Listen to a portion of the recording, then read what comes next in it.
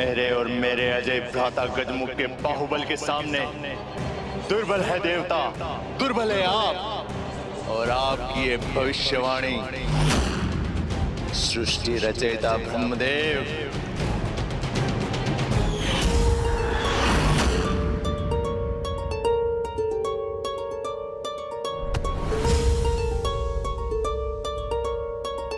पिताश्री,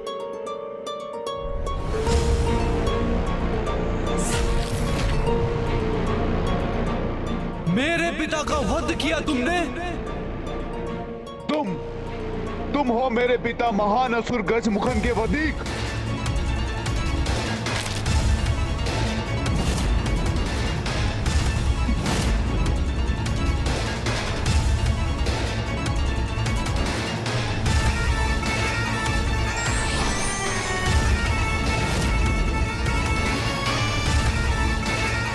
ये युद्ध करने का समय नहीं है। अभी तुम शोक में हो और पुत्र होने के नाते सर्वप्रथम तुम्हारा कर्तव्य है कि तुम अपने पिता का अंतिम संस्कार करो, युद्ध नहीं। उसके उपरांत भी यदि तुम मुझसे युद्ध करना चाहते हो तो प्रस्तुत हो जाना।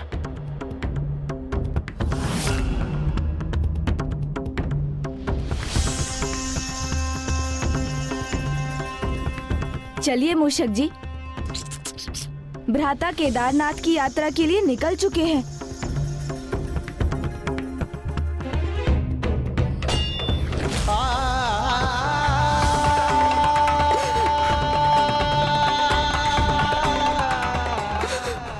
मुझे क्षमा कर दीजिए पिताश्री, मैं समय पर नहीं आ सका और जब मैं पहुंचा तो आपकी सहायता ना कर सका।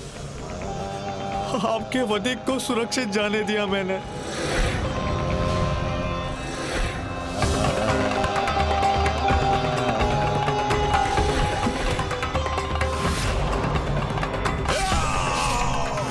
किंतु प्रतिशोध की अग्नि मेरे भीतर दधक रही है। जब मैं आपकी मृत्यु का प्रतिशोध लूंगा, वो सर्वकाल का सबसे भयंकर युद्ध होगा। काल का सबसे भयंकर युद्ध होगा। ब्रह्मदेव, कदाचित आप मेरे पुत्रों के पराक्रम से परिचित ही नहीं, तो सुनिए, देवताओं को अपना सेवक बनाकर उनका मिथ्या दंभ मिटाया है। अब बारी है आपके ज्ञान को पराजित करने की। इसीलिए आपको तो अब यहीं रुकना होगा ब्रह्मदेव।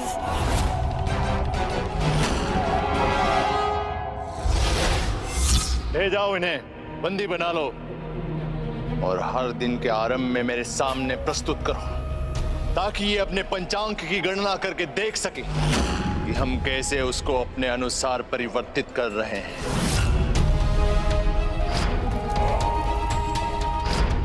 ये कैसा दृश्य देखा मैंने?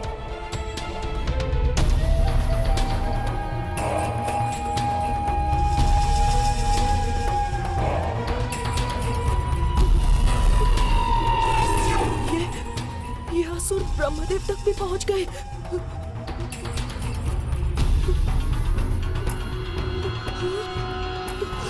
ब्रह्मदेव स्वयं इनके बंदी बन गए, तो फिर हमें कौन मुक्त करेगा?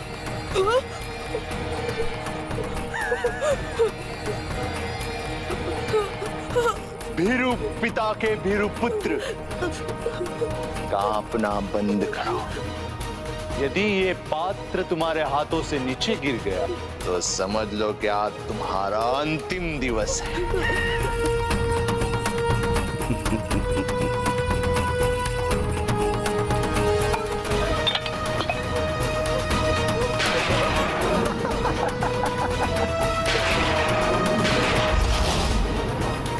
इस जल में रक्त क्यों दिखाई दे रहा है मुझे? मुझे क्षमा कर दीजिए असुर सम्राट, मैं ये स्थान अभी स्वच्छ कर देता हूँ। ये है देवराज इंद्र, अर्थात स्वर्ग के सबसे शक्तिशाली पुरुष का पुत्र। मेरी एक हुंकार ने इसे सूखे दुर्बल पत्ते के भांति हिला दिया। और तब भी ब्रह्मदेव को हमारा भविष्य अंधकारमय दिखाई दे रहा है। कोई बात नहीं, आज गजमुख इंद्र को बंदी बनाकर लेके आएगा, तब हमारे शक्ति का सत्य उन्हें भी ज्ञात हो जाएगा। भ्राता श्रीमुख, गजमुख के भव्य स्वागत की तैयारी की जाए, उसके लिए समग्र महेंद्रपुरी को सज्जित किया जाए। नहीं! ज्येष्ठ, अनिष्ट की आशंका मेरे मन में छाई हुई है। नारायण ने आपको जिसके प्रति सचेत किया था, कहीं ये बालक वही तो नहीं? कहीं हम ब्रह्मदेव की भविष्यवाणी को गंभीरता से नहीं लेकर कोई भूल तो नहीं कर रहे हैं? कहीं वो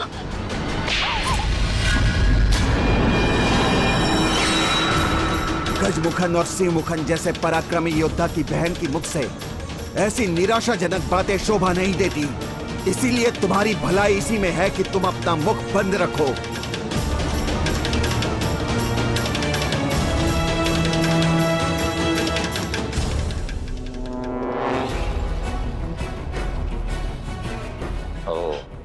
समझा।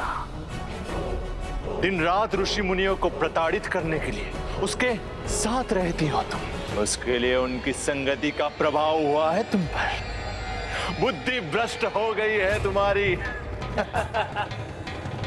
शत्रु के प्रति सचेत रहने का अनुरोध कर रही हूँ मैं। केवल यहाँ प्रतीक्षा करने के स्थान पर आवश्यकता पड़ने पर भ्राता गजमुखन की सहायता के लिए हमें तैयार रहना चाहिए।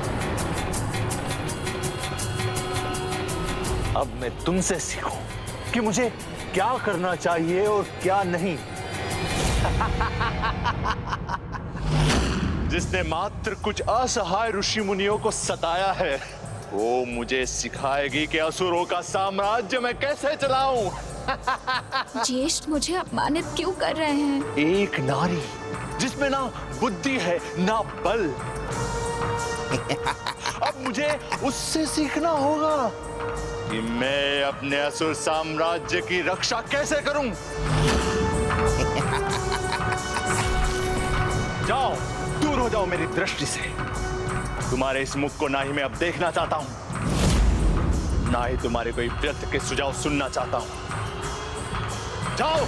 अब ज्येष्ठ ने मेरे अपमान और तिरस्कार की सभी सीमाएं पार कर दी हैं, परंतु मैं इसका उत्तर अवश्य दूंगी।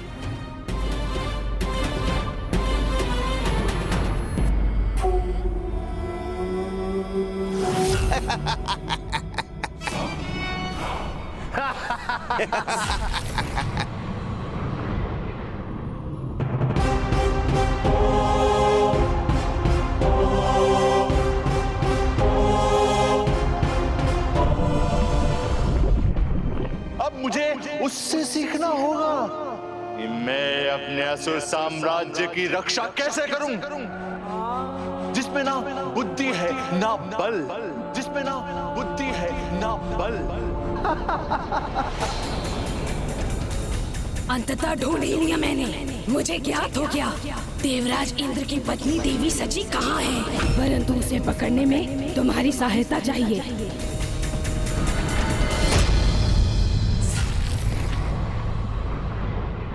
तुम्हें पूर्ण विश्वास है दुर्मुखी कि वो देवराज की ही पत्नी है? हाँ, किंतु तुम्हारे नेत्रों में अश्रु क्यों है? भरी सभा में ज्येष्ठ मेरा अपमान करे तो फिर मेरे नेत्रों में अश्रु ही तो होंगे ना दुर्मुखी। किंतु अब मैं अपना सामर्थ्य प्रमाणित करूंगी, तभी ज्ञात होगा उन्हें कि एक भाई अपनी बहन का परित्याग कर सकता है, लेकिन एक बहन अपने भाई को नहीं भूल सकती। चलो दुर्मुखी, मुझे इंद्र की पत्नी के निकट ले चलो। अवश्य, चलो।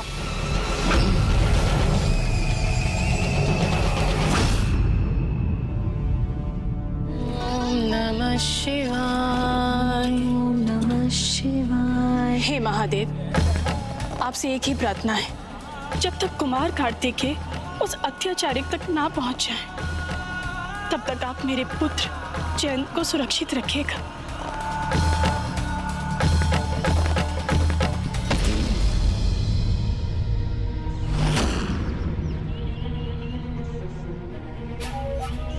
अवसर मिल गया तुम्हें अजामुखी, मिल गया।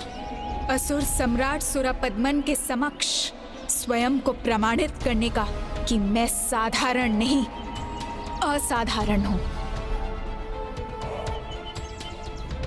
यहाँ किसी की उपस्थिति का आभास हो रहा है, मुझे सावधान रहना चाहिए।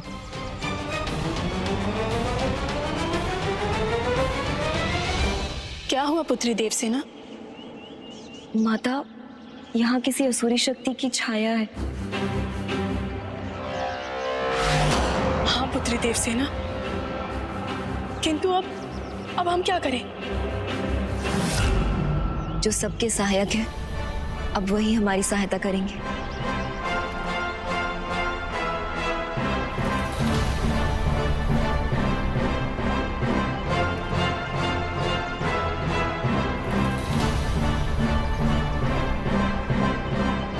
ओम कार्तिकाय विद्महे शक्तिहस्ताय धीमहि तन्नो स्कंदः प्रचोदयात्।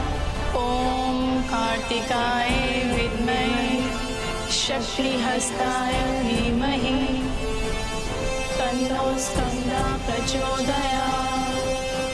ओम कार्तिकेयाय विद्महे शक्तिहस्ताय धीमहि ओम कार्तिकाय विद्महे ये स्वर, ये तो मेरे भक्तों की गुहार है। स्कंदः प्रचोदयात्। ओम कार्तिकेयाय विद्महे शक्तिहस्ताय धीमहि तन्नो स्कंदः प्रचोदयात्। मुझे ऐसा आभास क्यों हो रहा है जैसे कोई पुनः विपत्ति आने वाली हो। तन्नो स्कंदः प्रचोदयात्। ओम कार्तिकेयाय विद्महे शक्तिहस्ताय धीमहि। हमारा आगे बढ़ना कठिन होता जा रहा है, किंतु मैं रुकने वाली नहीं हूँ दुर्मुखी। किसी भी परिस्थिति में स्वयं को प्रमाणित करना ही होगा।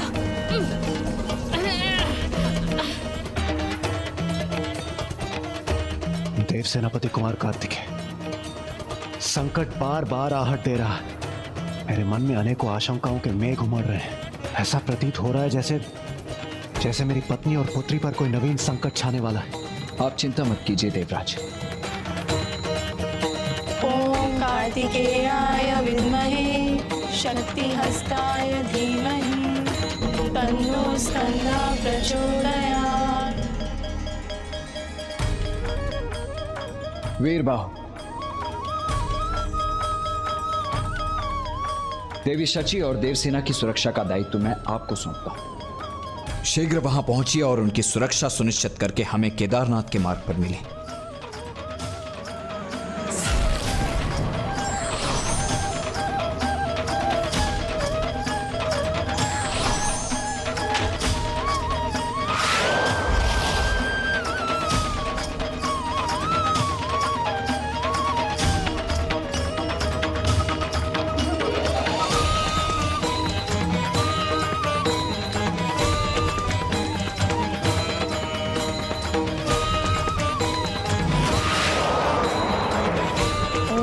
कार्तिकेयाय विद्महे शक्तिहस्ताय धीमहि तन्नो स्कंदः प्रचोदयात्।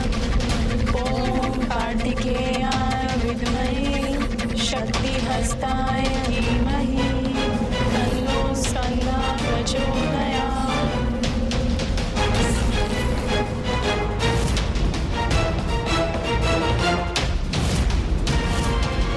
ना व्यर्थ का विरोध, ना कोई चीख पुकार, ये सब नहीं चाहिए मुझे। शांति पूर्वक चलो मेरे साथ। मैं तुम्हें तुम्हारे पुत्र के पास ले चलूंगी, जिसकी सुरक्षा की तुम प्रार्थना कर रही थी। माता और पुत्र दोनों मिलकर असुर सम्राट की सेवा करना। तुम्हारा सौंदर्य उन्हें अवश्य भाएगा और वो मेरे उपहार स्वरूप तुम्हें अवश्य स्वीकार करेंगे। फिर तो मेरे बल बुद्धि पर कोई शंका नहीं कर पाएगा। निकट मत आना हमारे। ना तुम हमें लेकर जा सकती हो, और ना हम तुम्हारे साथ जाएंगे। तो क्या निशस्त्र रहकर रोकोगी तुम? न तुम्हारा भीरू भ्राता जयंत, न दुर्बल पिता इंद्र, कोई तुम्हारी रक्षा करने नहीं आ सकता। ऐसे में कौन करेगा तुम्हारी रक्षा? मैं रोकूंगा तुम्हें।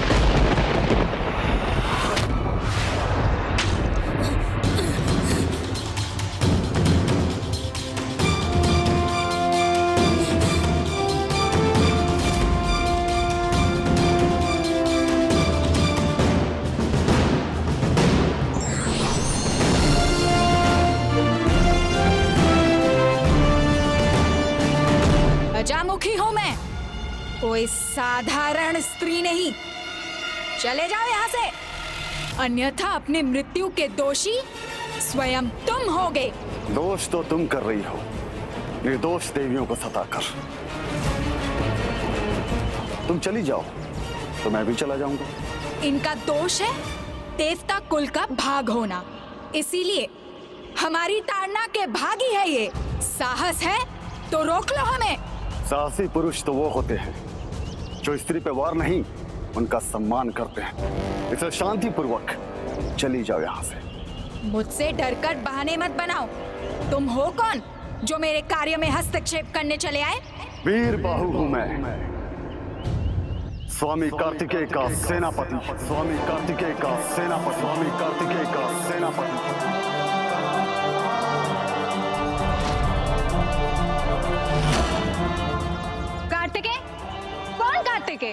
उनकी महिमा का जितना बखान करूंगा कम है, किंतु तुम्हारे लिए इतना पर्याप्त है कि तुम्हारे एक पापी अत्याचारी महासुर गजमुख को मृत्यु दंड उन्होंने ही दिया। तो मेरी शंका सत्य थी, भ्राता गजमुखन का वध हो गया। तब तो इन्हें ले जाने से ज्येष्ठ और भी प्रसन्न होंगे।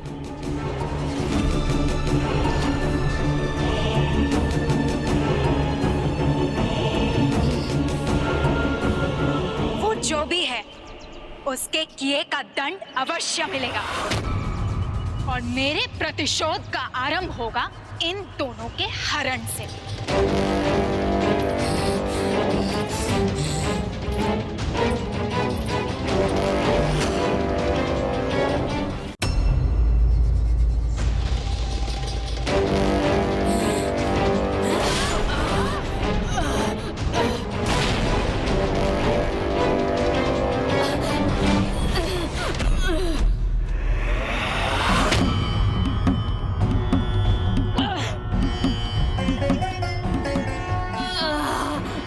स्त्री पर वार करना उचित नहीं मानता, किंतु जो पापी स्त्री का हाथ अन्य किसी स्त्री पर अत्याचार का कारण बने तो उसके वो हाथ मैं उसके शरीर से विलग भी कर सकता हूँ।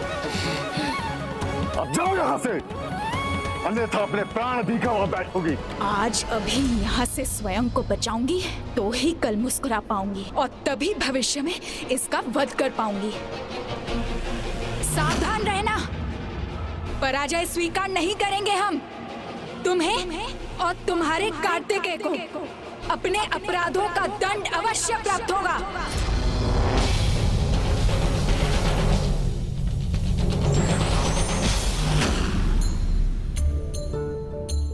प्रणाम। प्रणाम। प्रणाम। आप चिंता ना करें माता, मैं भी आपको सुरक्षित स्थान पर ले जाऊंगा।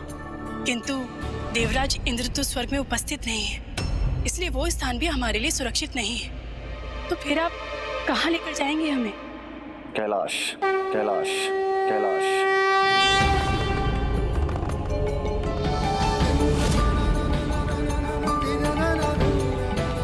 संकट के गर्भ में कभी कभी शुभ संकेत भी छुपे होते हैं। इस संकट ने मेरे भावी पुत्र वधु के यहाँ आगमन का संयोग उत्पन्न कर दिया है। विजय नाग के साथ इंद्र देवता और दूसरे लोगों को बंदी बनाकर मेरा भ्राता महाबली गजमुख और उसका वीर पुत्र असुरेंद्र कैसे भी क्षण आ रहे होंगे और उसके आने से पूर्ण उनके स्वागत की तैयारियां हो जानी चाहिए।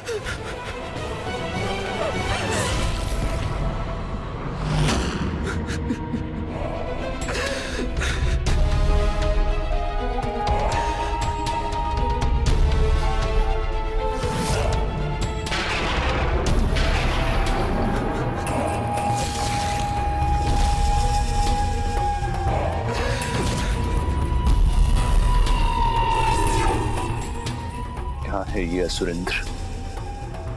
और मेरे भ्राता गजमुख कहाँ है?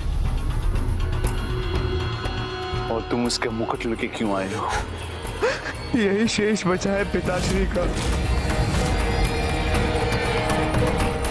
वो अकेले थे जब उसने पिताश्री पर प्रहार किया और उनका वध कर दिया। वो अपने 9 योद्धाओं और देवताओं के साथ था और मैं अकेले होने के कारण उसे क्षति तक भी नहीं पहुंचा सका। छीन लिया उसने पिताश्री को, आपके भ्राता को छीन लिया। कौन है वो?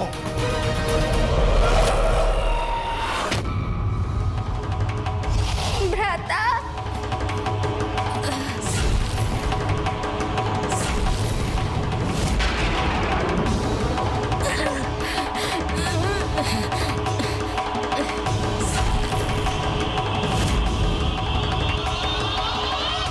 देखिए भ्राता, आपकी बहन की कैसी दुर्दशा की उसने। असुर सम्राट की बहन यदि दुर्बल इंद्र की पत्नी देवी शची को आपकी सेविका बनाने के लिए लेने गई थी तो उसमें भला मेरा क्या दोष था? किंतु वहां सेनापति आ गया और मुझे आघात दे गया। कोई बताएगा मुझे कि किसने मुझे चुनौती देने का दुस्साहस किया? कार्तिकेय भ्राता,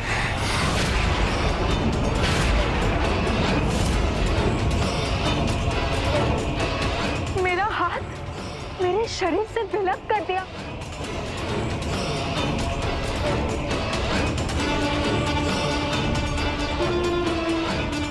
तो तुम्हें वहां पे जाने की क्या आवश्यकता थी? स्त्री हो अबला हो तो तुम्हें यहाँ पे ही रहना चाहिए था ना, राजभवन में। जिसका सामर्थ्य नहीं वो करने क्यों गई थी तुम? बस भ्राता, आप मेरे अपमान की सारी सीमा लांघ चुके हैं। आप केवल एक सामान्य असमर्थ पुरुष की भांति अपने गृह में अपने ही लोगों और स्त्रियों का अपमान क्यों कर रहे हैं? यदि आप सचमुच में एक महान पराक्रमी योद्धा हैं, तो जाइए अपने भ्राता के अंत का प्रतिशोध लीजिए। युद्ध भूमि में जाइए। इस प्रकार गृह में हुंकार भरने से कुछ नहीं होगा। जाइए भ्राता, जाइए। हाँ हाँ, स्वयं मैं जाऊंगा और उसका अंत करूंगा और उसके बाद मैं तुम्हें दंडित करूंगा।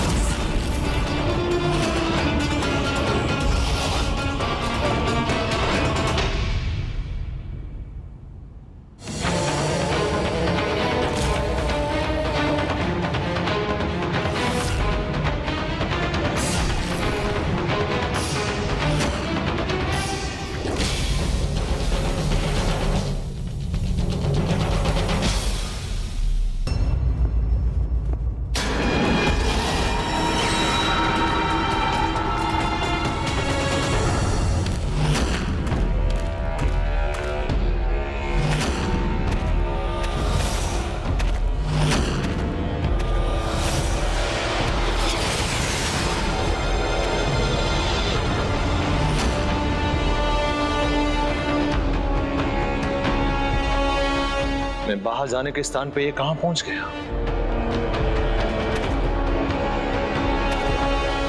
कहाँ जा रहे हो पुत्र? मैं यहाँ क्यों? और आप ये कैसे कर रही हैं माँ? माँ हूँ तुम्हारी, फिर भी तुम्हें मेरी शक्तियों का भान नहीं। और तुम एक ऐसे शत्रु से युद्ध करने जा रहे हो जिसकी शक्तियों का तुम्हें ज्ञान ही नहीं। कैसे योद्धा हो तुम? कौन है तुम्हारा शत्रु? क्या अस्त्र शस्त्र है उसके पास? कितना सामर्थ्यवान है वो? क्या माया का ज्ञान है उसे? उसकी सहयोगियों की संख्या क्या है? इसका ज्ञान भी है तुम्हें?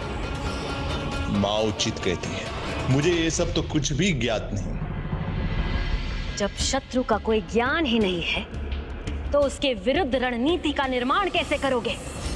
और रणनीति के बिना रण कैसे करोगे? आप सर्वथा उचित कहती है माँ। उसके विषय में सब कुछ ज्ञात करूंगा मैं शीघ्र किसी को भेजूंगा। किसी को नहीं, भाखन और उसके सहयोगी मयूरन और सिरन को भेजो।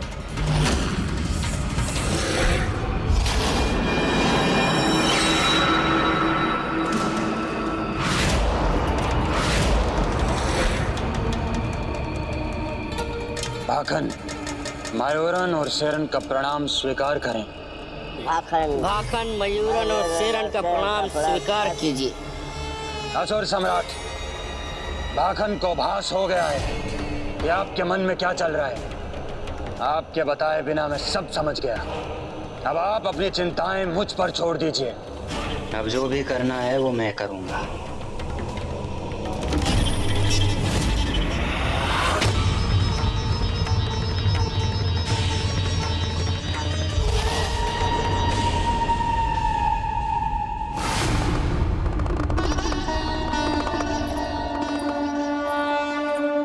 मेरे होने वाली पुत्रवधू प्रथम बार कैलाश आ रही है।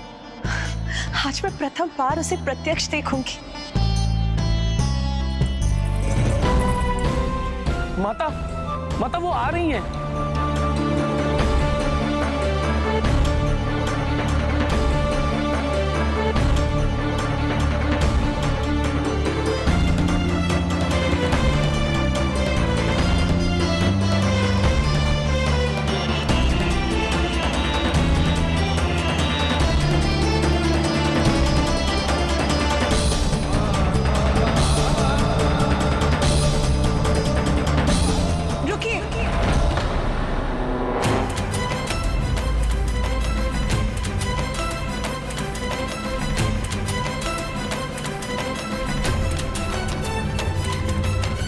पुत्री, सर्वप्रथम अपना दाहिना पांव बढ़ाओ।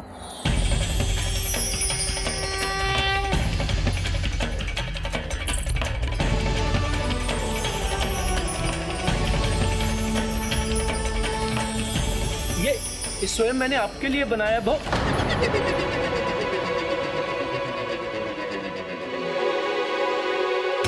ये नंदी जी अभी क्या कहते कहते रुक गए।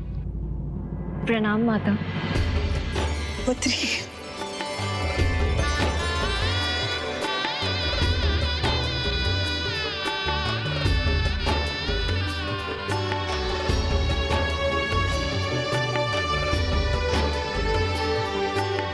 आओ पुत्री, तुम्हारा स्वागत है कैलाश में। यहाँ तुम सुरक्षित हो। माता पुत्री देवसेना के साथ ऐसा व्यवहार क्यों कर रही हैं, जैसे उनका पूर्व का कोई परिचय हो। आओ।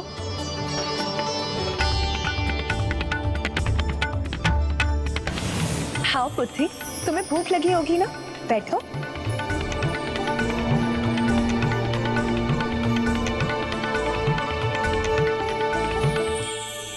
आप चिंता ना करें, माँ अन्नपूर्णा है। बताओ ना पुत्री, क्या भाता है तुम्हें? खीर, हलवा, लड्डू, मोदक, बताओ पुत्री। माता ने इतना कुछ प्रस्तुत कर दिया, किसका चुनाव करूं मैं? माता, कुमार कार्तिकेय को तो खीर भाती है ना? हाँ, मेरे विचार से तुम्हें भी खीर बहुत भाएगी, है ना? माता, इस विपत्ति के समय में आपने हमें आश्रय दिया, उसके लिए आपका कोटि कोटि धन्यवाद। किंतु आपको हमारा इस प्रकार का स्वागत और इतना कष्ट उठाने की कोई आवश्यकता नहीं थी। उचित होगा कि पुत्र कार्तिकेय और पुत्री देवसेना के विवाह की चर्चा देवी शची से मैं नहीं, अपितु स्वयं देवराज इंद्र ही करें। पुत्री देवसेना आज प्रथम बार कैलाश आई, तो इतना स्वागत तो स्वाभाविक है ना पुत्री?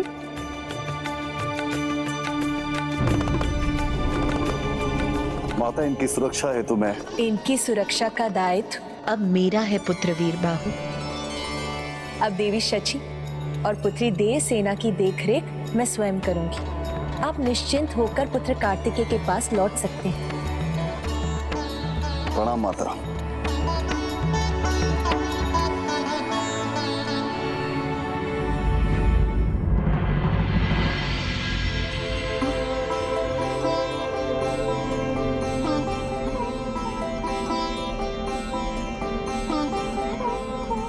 ये तो बहुत शुभ है कि भ्राता की यात्रा श्री केदारनाथ से आरंभ होने जा रही है, क्योंकि अब मुझे माता और पिताश्री की एक पावन कथा सुनाकर उन्हें विवाह के लिए मनाने का अवसर प्राप्त हो जाएगा। वीरबाहु, प्रभु, दो आसुरी स्त्रियां उनको प्रताड़ित कर रही थी, जिनसे मैंने देवी सची और देवी देवसेना को सुरक्षित कर कैलाश में छोड़ आया हूं। उचित, कैलाश पहुंच के वो निश्चिंत हो गई होगी। हाँ देवराज, मुझे तो ऐसा लगा जैसे माता पार्वती उनकी प्रतीक्षा में थी और कुमारी देवसेना को देखकर अति प्रसन्न हुई। उन्होंने कुमारी देवसेना का बहुत स्नेह से स्वागत किया। अर्थात माँ अपनी भावनाओं पर नियंत्रण नहीं रख सकी। अब कहीं वीरबाहु भ्राता के सामने पूरी बात ना कह दें, क्योंकि फिर भ्राता विवाह को लेकर सचेत हो जाएंगे। माँ ने कैलाश में प्रवेश के लिए सर्वप्रथम उनका दाहिना पांव आगे बढ़वाया। उन्होंने देवी देवसेना के लिए सभी प्रकार के व्यंजन तैयार किए थे और उनका स्वागत उन्होंने ऐसे किया कि जैसे कि वो उनकी पुत्री हो। माँ ने उनका स्वागत अपनी पुत्री के समान किया होगा, क्योंकि वो प्रथम बार कैलाश जो गई है। अनुज गणेश, तुम्हें मैंने यहाँ आने की अनुमति कब दी? भ्राता, आपकी आज्ञा का उल्लंघन नहीं किया मैंने। आपके साथ नहीं, आपके पीछे पीछे आया हूँ। किंतु क्यों? तुम्हें यहाँ आने की कोई आवश्यकता नहीं थी? भ्राता, केदार धाम तो संसार के महानतम तीर्थ स्थलों में से है। वहाँ आने से क्यों रोक रहे हैं आप मुझे? तीर्थ करने का अधिकार तो सभी को है।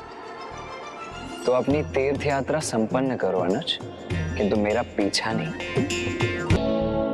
सेनापति वीरबाहु, आप सेना को यहाँ विश्राम करने का आदेश दें। मैं इस महान तीर्थ स्थली में पूजा किए बिना आगे नहीं बढ़ सकता। भ्राता, सीधे पूजा? हाँ अनुज गणेश, मैं यहाँ पूर्ण निष्ठा के साथ अपनी पूजा संपन्न करूंगा और शीघ्र ही आगे बढ़ूंगा, क्योंकि अपनी इस यात्रा को पूर्ण करने के पश्चात मुझे पशुपतास्त्र भी प्राप्त करना है और उसके पश्चात उस सुरापद्म और उसकी सेना को पराजित करके जयंत और अन्य देवताओं को असुरों के आतंक से मुक्त करने का दायित्व भी निभाना है। इसलिए अब तुम हटो मेरे मार्ग से, मुझे पूजा के लिए सामग्री भी एकत्रित करनी है। हाँ हाँ, अवश्य कीजिए भ्राता, किंतु इतनी बड़ी भूल भला आप कैसे कर सकते हैं? भूल? कैसी भूल? आप यहाँ ऐसे ही पूजा कैसे कर सकते हैं? देखो गणेश, मेरा समय व्यर्थ मत करो और शीघ्र बताओ कि मुझसे क्या भूल हो रही है। किसी भी तीर्थ में पूजा करने के पहले उसकी कथाएं सुनकर उसका महत्व और चरित्र दोनों ज्ञात करने चाहिए, तभी वो यात्रा और पूजा सफल होती है। उचित है, किंतु क्या तुम्हें केदारनाथ धाम के महत्व की कथा ज्ञात है? हाँ भ्राता। तो अब सुना भी दो, शुभ कार्य में इतना विलंब करना उचित नहीं होता। अच्छा, तो सर्वप्रथम हमें आसन ग्रहण करना चाहिए।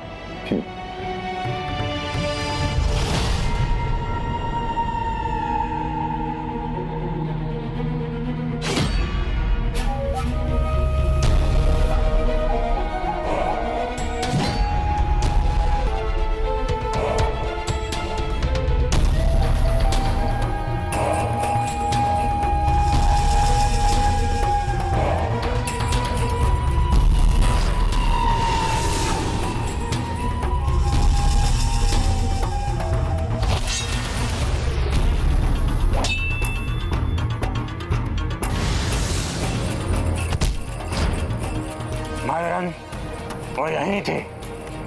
हाँ हाँ शरण, यही थे। हाँ मयूरन, मुझे भी लग रहा है कि वो लोग यही थे, लेकिन कहाँ?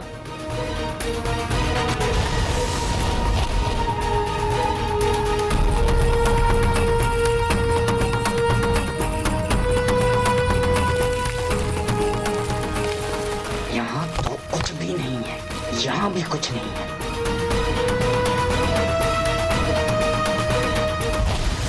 किंतु यहाँ तो कुछ भी नहीं दिख रहा है।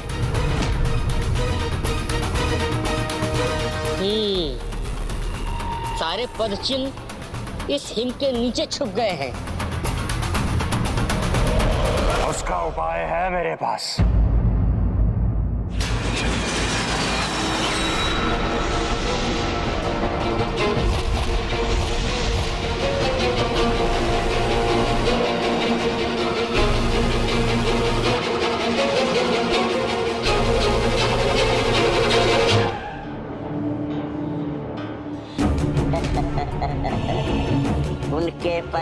सूत्रों के अनुसार वो केदारनाथ की ओर गए हैं, वो केदारनाथ की ओर गए हैं, वो केदारनाथ की ओर गए हैं।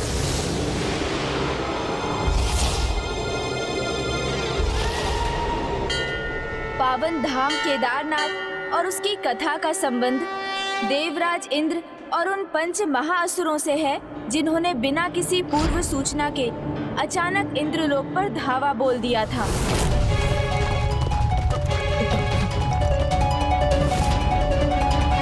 अब ये किस संकट की सूचना है? कौन है वो?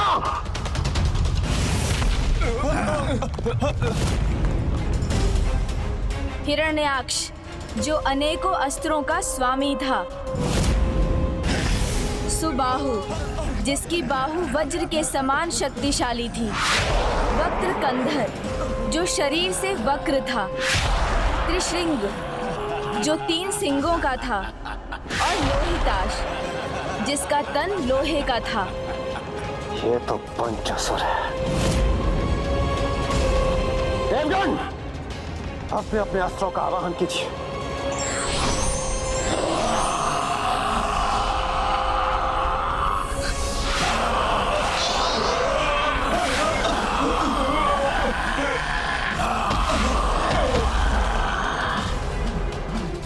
ये पंचासुर, ये तो अजय है। नारायण नारायण।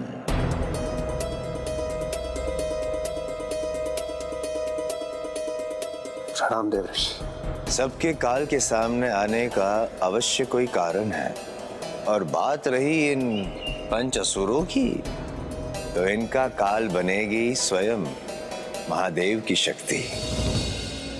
जब वे करेंगे काल का रूप धारण, तभी पंच असुरों के पराजय का बनेंगे कारण। उससे पूर्व देवराज इंद्र, आपको प्रस्थान करना होगा। मंदाकिनी के तट पर पहुंचना होगा और वहां पहुंचने के बाद आराधना करनी होगी, तपस्या करनी होगी प्रभु की। और तब तक अन्य देवताओं का क्या दायित्व होगा? रक्षा करनी होगी आपको देवराज इंद्र की और उनके तप की।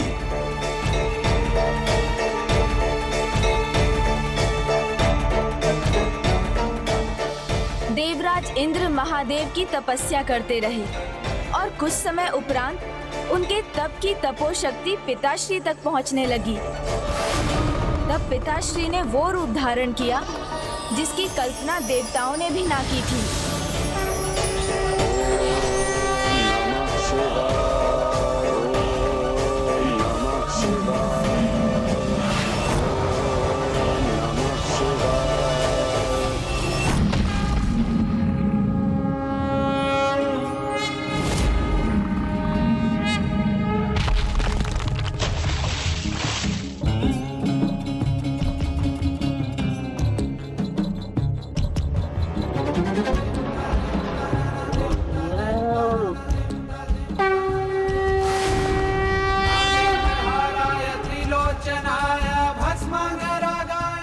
महादेव महेश रूप में।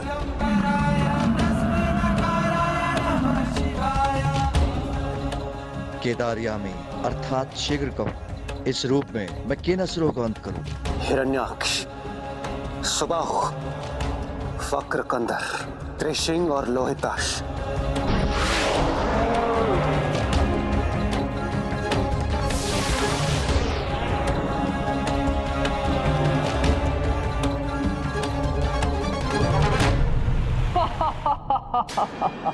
अप्सराओं को प्रस्तुत करो।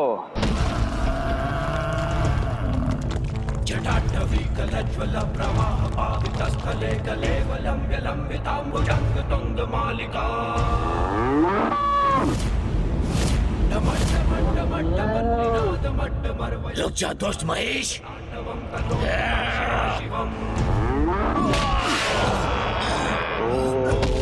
नमः शिवाय। मेरी शक्तिशाली बाहु तुम्हें थाम लेगी महेश।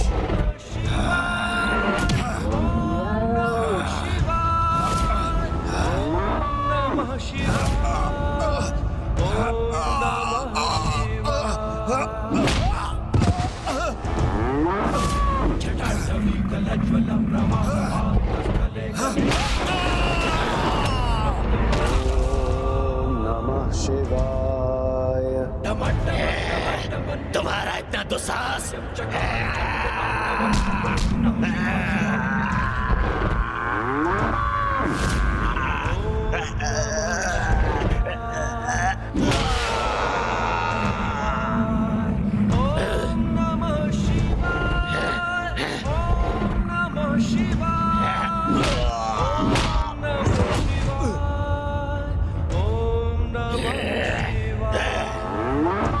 लोहे का तन है मेरा, तेरे सींग भी मुझे क्षतिग्रस्त नहीं कर सकते।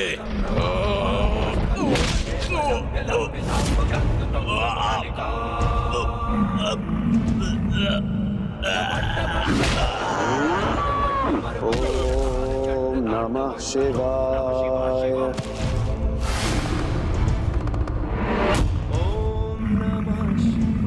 दुष्ट महिष, मेरे अस्त्र तुम्हारा अंत करेंगे।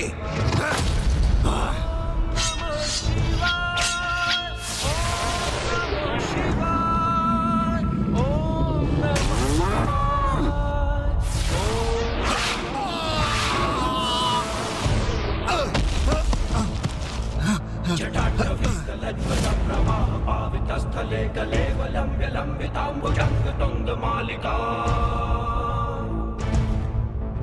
डमट डमट डमट मुंजिनाद मंडमर्वयं चकार चंड तांडवं ततो पुनः शिवा शिवम्। ओम नमः शिवाय, ओम नमः शिवाय, ओम नमः शिवाय। हम देवताओं की रक्षा के लिए, असुरों के आतंक से मुक्ति प्रदान करने के लिए आपका कोटि कोटि धन्यवाद प्रभु। अपने निज रूप में दर्शन प्रदान करने की कृपा करें प्रभु।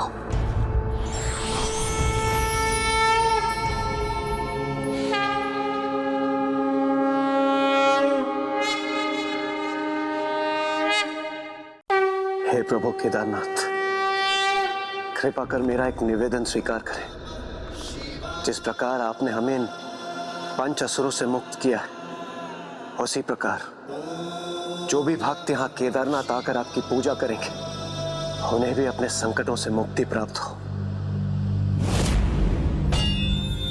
तथास्तु, तथास्तु।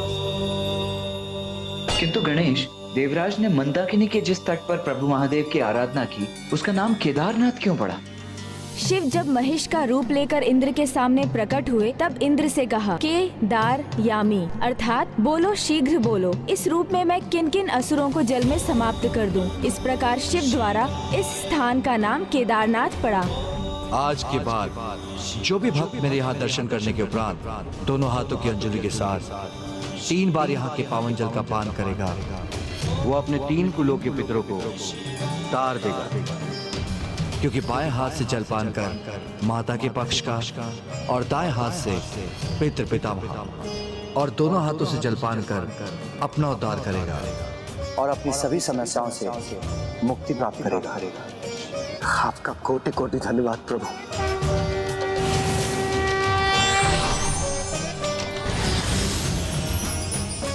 अद्भुत। इस प्रकार यहाँ तपस्या और प्रार्थना करने पर प्रभु ने देवराज इंद्र को ही नहीं, अपितु संपूर्ण जगत को उनके संकटों से मुक्त होने का उपाय प्रदान किया।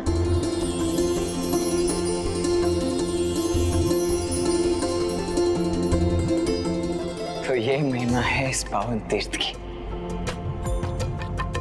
हाँ देव सेनापति कुमार कार्तिकेय,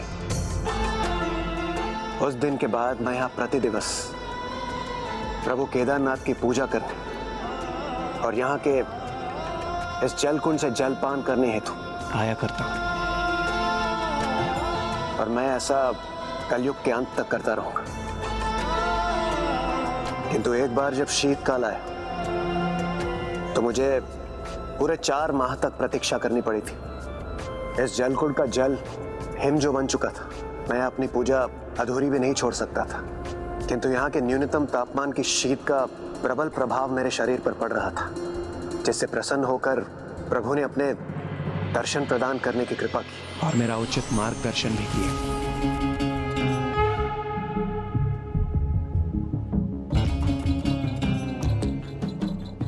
मुझे क्षमा करें प्रभु, यहाँ का जल पूर्ण रूप से हिम बन चुका है, जिस कारण मैं आपका जल अभिषेक करने में असमर्थ रहा। प्रभु मैं तो यहाँ हूँ, किंतु आपके शेष भक्त तो यहाँ आ भी नहीं पाएंगे। कृपा कर इस समस्या का कोई समाधान प्रदान करे प्रभु। ये 4 माह जब शीत का ऐसा प्रकोप रहेगा और मेरे भक्त मुझ तक नहीं पहुंच सकेंगे, तो उन्हें मेरे दर्शन प्राप्त करने के लिए हाटकेश्वर में होंगे, जहां ऐसा ही एक कुंड होगा और मैं केदार रूप में विराजमान रहूंगा। धन्यवाद प्रभु, आपका कोटि कोटि धन्यवाद। इसलिए प्रभु का यह धाम यदि केदारनाथ कहलाएगा, तो हटकेश्वर दूसरे केदार के नाम से प्रतिष्ठित होगा।